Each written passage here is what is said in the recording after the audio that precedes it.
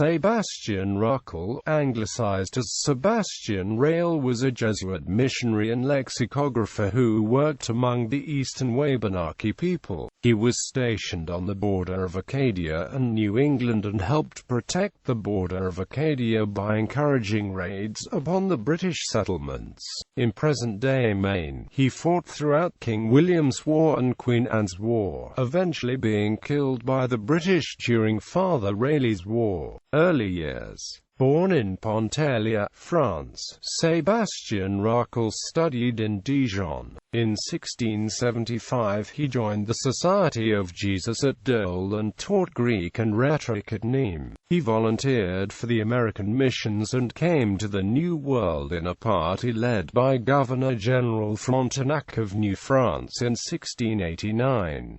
His first missionary work was at an Wabanaki village, Saint-François, near Quebec. He then spent 2 years ministering to the Illinois Indians at Kaskaskia. The former teacher of Greek would learn and speak the Wabanaki language, and in 1691 began compiling an Wabanaki French dictionary. King William's War. In 1694 Rale was sent to direct the Wabanaki mission at Norridgewock on the Kennebec River. He had been preceded in the area by other priests, the first in 1646. Rale made his headquarters at Norridgewock, where he built a church in 1698. The New England colonists regarded with suspicion the arrival of a Catholic French missionary in the midst of a tribe that was mostly hostile to the English. They anticipated that the Frenchman would do his best to stoke this hostility and attributed to him, either directly or indirectly, the attacks perpetrated on the eastern frontier of New England during Rale's long residence amongst the Abenaki. Subsequent events proved that the suspicions were well-founded. Queen Anne's War. Queen Anne's War broke out, with New France and New England again fighting to control the region. Massachusetts Governor Joseph Dudley arranged a conference with tribal representatives at Casco Bay in 1703 to propose that they remain neutral. However, in August, a party of the Norridgewock tribe joined a larger force of French and Indians commanded by Alexandre Leneuf de Beaubassin to attack Wells in the Northeast Coast Campaign. The English suspected Father Rale of inciting the tribe against them, although French minister Pontchartrain wrote to Jesuit superior Pierre de la Chasse to have Father Rale recalled, as he was suspected of being lukewarm about the war. Governor Dudley put a price on his head. In the winter of 1705, 275 British soldiers were dispatched under the command of Colonel Winthrop Hilton to seize Rale and sack the village. The priest was warned in time and escaped into the woods with his papers, but the militia burned the village and church. By 1710, however, Rale had returned to the mission, whose members called him Black Robe. The Jesuits' instruction of the tribe in Catholicism was accomplished, and Mass was celebrated in the Abenaki tongue each morning and Vespers each evening. Rale wrote to his nephew that, as it is needful to control the imagination of the savages, too easily distracted, I pass few working days without making them a short exhortation for the purpose of inspiring a horror of the vices to which the tendency is strongest, and for strengthening them in the practice of some virtue. My advice always shapes the resolutions. Rale also succeeded in attaching the tribe to the New France cause. The French induced in the Indians a deep distrust of English intentions, combined with years of rough treatment by British border settlers who acted as if Indians were vicious and dangerous wild animals. The French accomplished this despite Abenaki dependence on English trading posts to exchange furs for other necessities. Treaty of Utrecht. The 1713 Treaty of Utrecht brought some peace, and the Indians ostensibly swore allegiance to Britain at the Treaty of Portsmouth, but historian Francis Parkman observes that they would not have known what a promise of subjection to England meant. Meanwhile, the boundary remained contested between New France and New England. England claimed all lands extending to the St. George River, but most Abenaki inhabiting them were sympathetic to the French and to the Catholic Church through the missionaries. In August 1717, Governor Samuel Shute met with tribal representatives of Norridgewock and other Abenaki bands in Georgetown on a coastal island, warning that cooperation with the French would bring them utter ruin and destruction. Nevertheless, Governor-General of New France Vaudreuil writes in 1720, Father Rale continues to incite Indians of the mission and not to allow the English to spread over the lands. Braves began to kill cattle, burn haystacks, and otherwise harass English settlers below them on the Kennebec. But upon the death of Chief Taxus, his successor Wismomet advocated peace with the English, offering beaver skins as reparation for past damages, and for hostages to guarantee none in the future. Rale was chagrined at the offer of peace, even dismissing the new chief as a cipher. He declared that any treaty with the governor is null and void if I do not approve it, for I give them so many reasons against it that they absolutely condemn what they have done. He wrote to Vaudreuil for reinforcements. An infusion arrived at Norridgewock of 250 Abenaki warriors from near Quebec, reliably hostile to the English, to stiffen its resolve.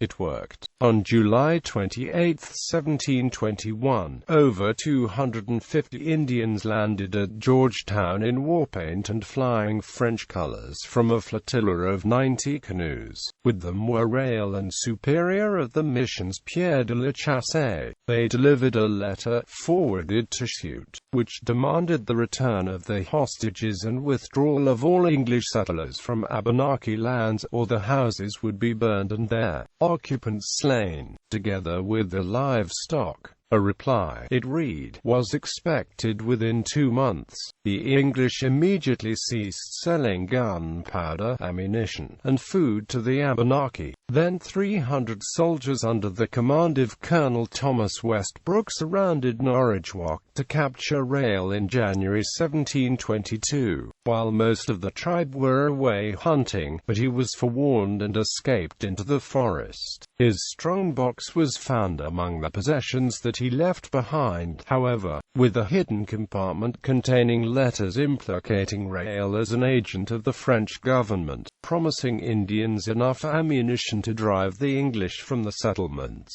Also inside was his 3-volume Abenaki French dictionary, which was presented to the library at Harvard College. Father Rale's War. The Abenaki tribe and its auxiliaries burned Brunswick at the mouth of the Kennebec on June 13, 1722 during Father Rale's War, taking hostages to exchange for those held in Boston as revenge for the raid on Norridgewock. Consequently, Shute declared war on the Eastern Indians on July 25.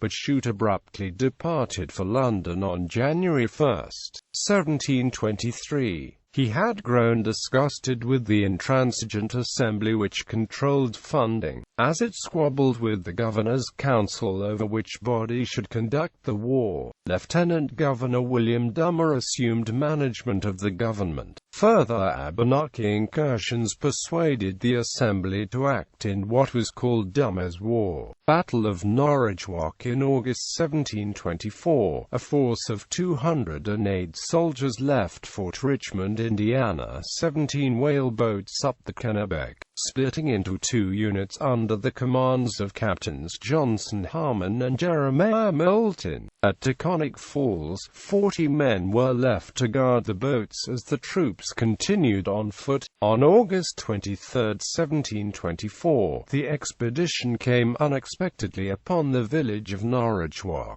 The Indians were routed, leaving 26 warriors dead and 14 wounded. Among the casualties was Sébastien Rale, Harmon's son-in-law. Lt. Jacques' scalp trail, Rale's scalp and those of the other dead were presented to the authorities in Boston, who had offered a bounty for the scalps of hostile Indians, and Harmon was promoted. Thereafter, the French and Indians claimed that Rale died a martyr at the foot of a large cross set in the central square, drawing the soldiers' attention to himself to save his parishioners. The English militia claimed that he was a bloody incendiary, shot in a cabin while reloading his flintlock musket. A Mohawk named Christian accompanied the troops and slipped back after they had departed to set the village and church ablaze. The 150 Wabanaki survivors returned to bury the fallen before abandoning Norridgewock for Canada. Rale was interred beneath the altar at which he had ministered to his converts. In 1833, Bishop Fenwick dedicated an 11-foot-tall obelisk monument erected by subscription over his grave in what is today Street, Sebastian Cemetery at Old Point in Madison.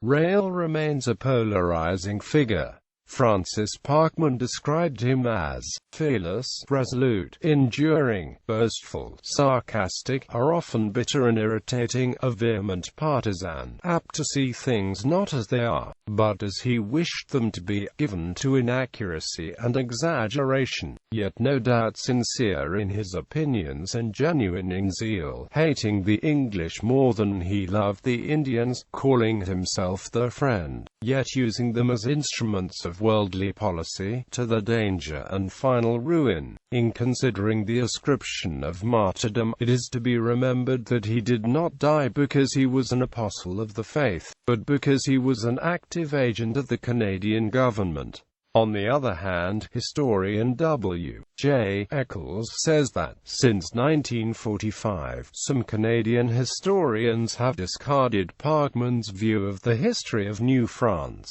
as characterized by prejudice in favor of Anglo-American values, institutions, myths, and aspirations, and corresponding denigration of Catholic, French, and Native American elements. Gallery. Bibliography. John Fiske, New England and New France, 1902. Houghton, Mifflin and Amp Company, Boston, Massachusetts. Francis Parkman, A Half-Century of Conflict, 1907. Brown, Little and Amp Company, Boston, Massachusetts. Herbert Milton Sylvester, Indian Wars of New England, Volume 3, 1910. W.B. Clark, Boston, Massachusetts. The Apostle of the Abanakis. Father Sebastian Rale, S.J. The Catholic Historical Review Volume 1. No.